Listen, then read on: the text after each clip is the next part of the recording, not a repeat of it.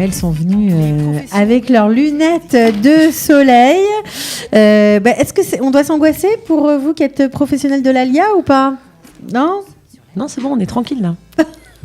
Ok, on vous dit tout de suite. J'ai le plaisir de vous présenter Amélie Ababou, à ma droite, responsable du CNEF, Esther Blum, qu'on ne présente plus, responsable des relations avec le gouvernement au sein de Qualita et également de l'équivalence des diplômes. Et puis, notre amie Edwige Chekroun, qui est responsable de l'ALIA de France au sein de la mairie de Jérusalem. Bonjour à toutes. Ça va ? Bonjour Cathy. Salut. Alors, on va vous expliquer pourquoi on est là. En fait, elles sont venues au studio pour nous parler de l'ALIA de France, mais surtout pour vous qui nous regardez peut-être et qui vous dites « Ouais, personne ne nous comprend, on est complètement décalé, quand on va dans des administrations, on est reçu très mal ». Pour les grogneurs, en fait, qui pensent qu'on ne fait rien, que la mairie... Non, mais c'est vrai. La mairie, il paraît qu'il y en a plein chez les Français, des grogneurs, que tout le monde râle, que c'est comme ça. Il y a beaucoup, beaucoup de stéréotypes.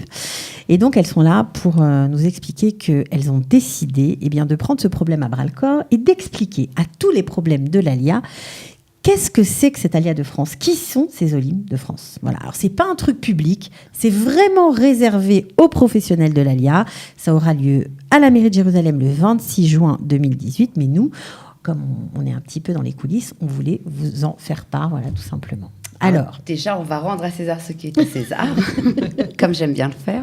Comme toujours. Oui, c'est pas notre initiative, mais c'est l'initiative de la mairie de Jérusalem qu'on peut réellement saluer parce que c'est pas la première en son genre. Il y en a déjà eu pour la communauté des Olim d'Éthiopie et des Olim qui viennent de Russie. Et donc là, c'est les Français parce qu'on est vraiment sous les feux de la rampe. Okay. Et ça n'a pas été fait dans aucune autre mairie à travers le pays. Et vraiment, on peut saluer la mairie et Edwige qui représente aujourd'hui le département ALIA de la mairie de Jérusalem, qui a pris cette initiative justement au travers de cette journée de formation. Alors, Amélie, oui. On ne s'adresse pas à un Français comme on s'adresse à un Russe ou comme on s'adresse à un Éthiopien. Ça paraît évident, mais pourquoi on a vraiment ce besoin d'expliquer aux professionnels de l'ALIA les différences culturelles ? Parce que d'abord, ils se comportent naturellement, ce qui est tout à fait normal. Eux-mêmes, ils sont israéliens, dans la plupart des cas. Ils n'ont jamais fait leur ALIA, dans la plupart des cas. Ils ne connaissent pas du tout la problématique, ils ne viennent pas d'une autre culture. Et donc, ils imaginent que les gens en face d'eux réagissent exactement comme eux, au niveau culturel, au niveau de leur passé, au niveau de l'éducation qu'ils ont eue. Un tout petit exemple, par exemple. Un prof dans une école qui aurait une classe avec des Olim ne prend jamais en compte le fait que les parents des Olim n'ont pas grandi dans une école israélienne. Il n'y pense pas. Donc, il donne des devoirs sans penser une seule seconde que le parent de l'autre côté ne sait même pas de quoi il parle. Au-delà du fait qu'il ne comprend pas l'hébreu, il n'a pas la sensibilité de se dire « Tiens, ça va être différent dans cette maison ». On voit les choses différemment. Et donc, de temps en temps, ça fait du bien de remettre les pendules à l'heure, on va dire.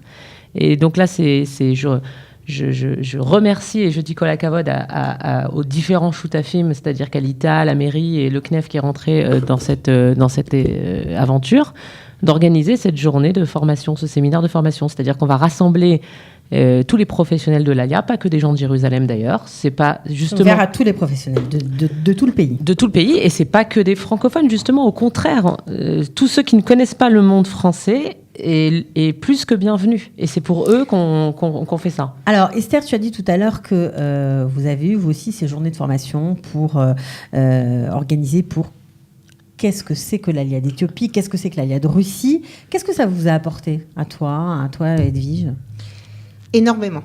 D'abord, il faut savoir que, comme l'a dit Amélie tout à l'heure, on a l'impression de les connaître. À partir du moment où ils parlent russe, on pense que c'est des Russes. Et en fait, à travers cette journée qui avait eu lieu au mois de novembre, également à l'initiative du département ALIA et Intégration, on s'est rendu compte que il y avait aussi le propre fonctionnement, il y avait aussi les propres codes culturels. Donc un Ukrainien n'est pas un Russe, on ne s'adresse pas à lui de la même façon, il n'a pas les mêmes... c'est ça ? Un peu, ouais. Je vais te donner encore un exemple. Ouais, moi j'aime bien les exemples, ça tombe bien. Par exemple, en Russie, sous le régime communiste, tu ne pouvais pas être au chômage. Tu ne pouvais pas ne pas travailler. À partir du moment où, ça c'est ce que j'ai appris, à partir du moment où la Russie t'avait offert des études supérieures, tu étais obligé de travailler. Donc, si on t'envoyait à l'autre bout du pays pour travailler, tu n'avais pas le choix que d'accepter le travail. Donc, quoi qu'il arrive, tu te lèves le matin et tu travailles. Ça veut dire que ça, par rapport aux Français qui, en général, même en France, refusent des postes si c'est pas dans une certaine circonférence proche du domicile, ça fait déjà un gros décalage entre la mentalité française et la mentalité russe, puisque en russe, on comprend, d'après ce que tu nous dis, il peut aller à Eilat travailler si c'est à Eilat. On parle de Sibérie, là. Quand on parle de l'autre côté de la Russie, on ne parle pas des lattes. Non, mais je veux dire, déjà, on est décalé. On dit toujours, les Russes disent Avada, Avada, le travail, c'est comme ça.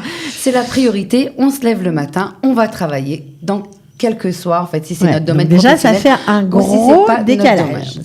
T'imagines maintenant, si c'est une pkida, une pkida russe qui te reçoit. Exactement. Alors, imagine, tu vas au Bitoire Leumi parce que tu es au chômage. Et là, tu as en face de toi... Et déjà, elle te regarde d'un drôle... Comment on peut être au chômage ? Elle a envie déjà de te mettre une claque. Entre guillemets. Et donc, toi, tu viens et tu lui dis, non, j'ai cherché, je vous assure, j'ai cherché, j'ai rien trouvé. Pour l'instant, je trouve rien qui me convient. Bah, elle comprend pas. Elle ne comprend pas. Et donc là, il y a forcément un fossé qui se crée.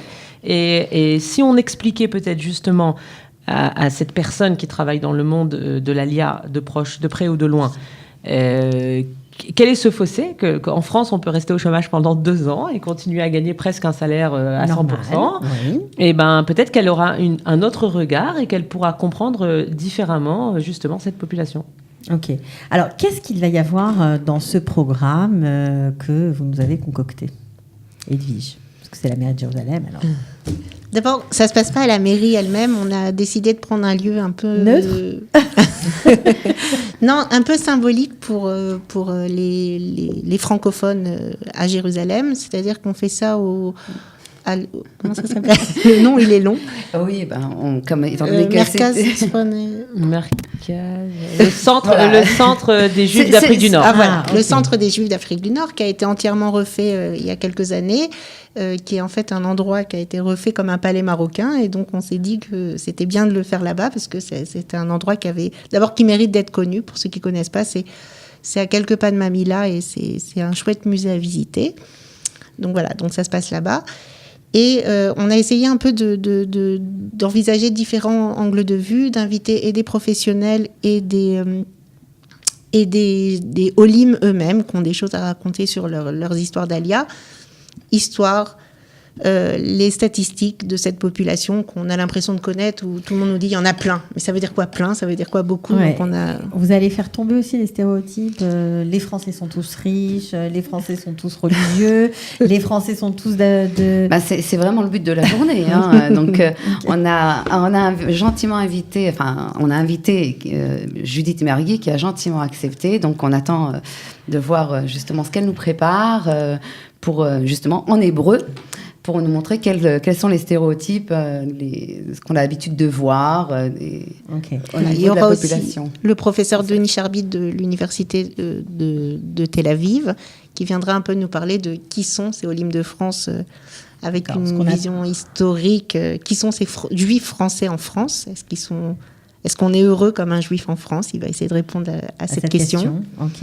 Est-ce que vous allez parler des défis de l'Alia de France d'aujourd'hui, parce qu'ils sont nombreux, paraît-il. Oui, c'est un sujet qui va être abordé dans le courant de la journée par Ariel Kandel, directeur de Qualita. Ok. Voilà, donc il va nous en parler. Les Français ne sont pas toujours où on pense les trouver. Il y a beaucoup de gens qui ont des difficultés. Bon, il y en a qui n'en ont pas, évidemment, mais vous allez parler d'éducation, j'imagine aussi. On va parler d'éducation, on va parler de social aussi. La mairie va nous faire un rapport du travail qui est fait au sein de la mairie avec les Olim Khadashim. Et justement, pas tout le monde n'a 1, 2 ou 3 penthouses à 2, 6 ou 3 millions de dollars sur Rothschild. Loin de là. Donc, il y a aussi d'autres populations et très souvent, en fait, dans les ministères, les personnes disent ah bon, il y a des problèmes sociaux chez les Olim de France. Il y a vraiment une méconnaissance, en fait. Il y a vraiment une méconnaissance, et étant donné que dans toutes les populations, je pense que c'est pas il y a des problèmes sociaux, il y a des problèmes d'intégration des enfants chez les Olim de France ou les Olim de Russie.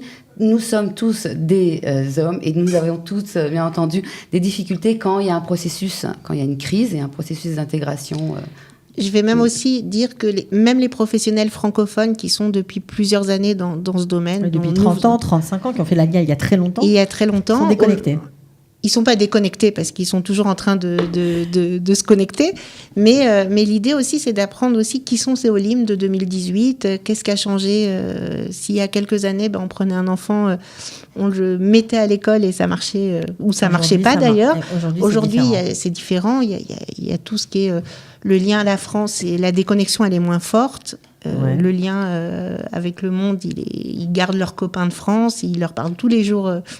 par WhatsApp, sur Internet, etc.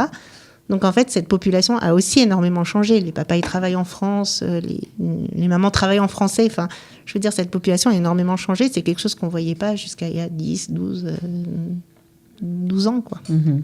Alors, on comprend quand on vous écoute qu'il y a, en fait, pour les nouveaux immigrants, beaucoup de... Quand on dit qu'il faut s'adapter à la mentalité israélienne, alors ok, mais il y a aussi d'autres ethnies dans la société israélienne.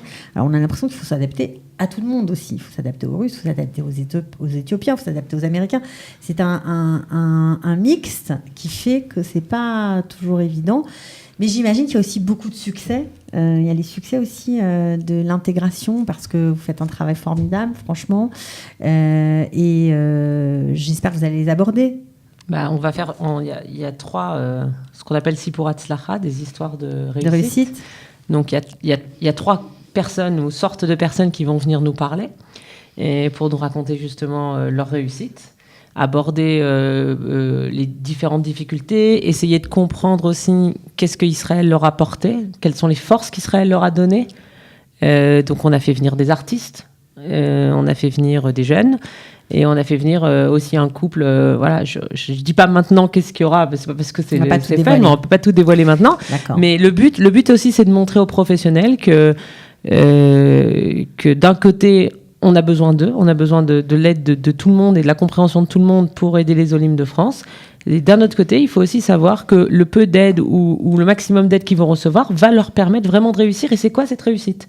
Souvent, quand on oublie l'objectif, quand on travaille avec des gens et qu'on n'est pas en train de se dire grâce à ce que je vais faire maintenant, et peut-être dans 5 ans, dans 6 ans, il aura ouvert un business et il va réussir et il va lui-même employer des gens, alors on oublie l'essentiel. Et donc quand on voit justement la réussite, alors je sais pas, pour un directeur d'école qui aura donné la possibilité qu'un programme d'intégration ait lieu à l'intérieur de son école, et que dans ce programme-là, tout d'un coup, il y a quelqu'un qui a étudié grâce à ce programme et qui sort et qui réussit à avoir un super poste à l'armée, par exemple, ou je sais pas quoi, c'est toujours une bonne chose de savoir dans quel but on fait les choses.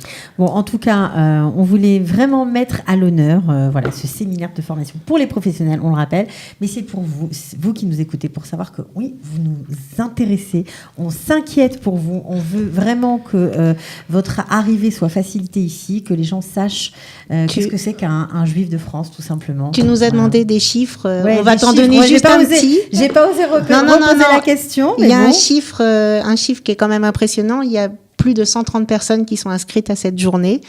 Plus de 130 personnes qui ont envie de participer, qui viennent aussi bien de Haïfa, Hadera et le Sud, et Ashdod, Ashkelon, qui ont envie de savoir, qui ont envie d'apprendre, qui ont envie de participer, qui ont envie de rencontrer aussi des gens qui font la même chose que dans d'autres villes pour apprendre d'autres modèles et pour apprendre comment améliorer le travail au quotidien. Et surtout pour intégrer les nouveaux immigrants au mieux.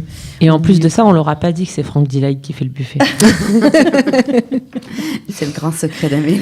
Bon, en tout cas, on voit que vous faites votre métier avec passion, vous vous amusez, et ça, c'est chouette aussi, parce qu'on ne peut pas bien travailler s'il n'y a pas une émulation entre tous les services. Alors, chapeau. Il y a une partie quand même de l'équipe qui n'est pas avec nous, et justement, je pense que c'est ce qu'on a beaucoup apprécié aussi toutes les 3, c'est de travailler avec les collègues d'Edwige, Ella et Marina, qui sont toutes les 2 d'origine russe, et avec qui on a vraiment une très bonne entente, et on a vraiment passé vraiment des belles heures de travail en coopération. On s'est vraiment retrouvés les unes et les autres. Et voilà, c'est très beau. Comme tu disais, chacun doit savoir comment je vais m'adresser à l'autre. Oui, et c'est des choses qui revenaient souvent dans nos réunions. Mais voilà, c'est le Kibbutz Galouyot et on fait notre possible pour que ça se passe au mieux. Ok, merci. Alors, vous nous raconterez si ça s'est bien passé. J'espère. Allez, ciao. Au revoir. Au revoir.